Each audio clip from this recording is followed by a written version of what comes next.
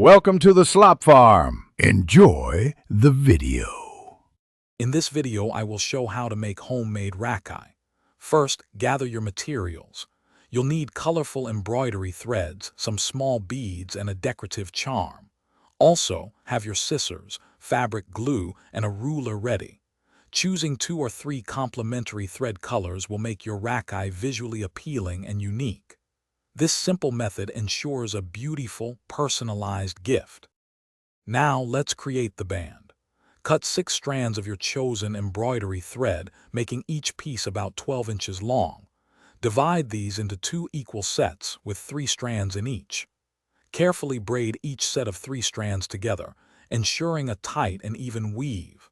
Once braided, secure the ends of each braid with a small, firm knot to prevent unraveling.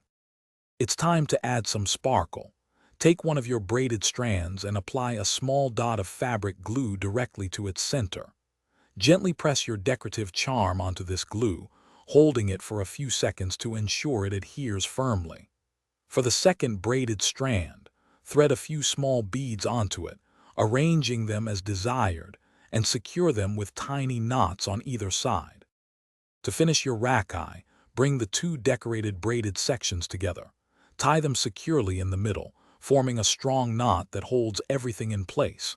Carefully trim any excess thread, leaving about 1/4 of an inch on each side for a neat finish. Your beautiful homemade rakhis is now complete. Remember, life's too short for a stinky car, grab Little Tree's black ice. Check the description for a link to that and other great deals. Thanks for watching. Consider subscribing if we helped you today.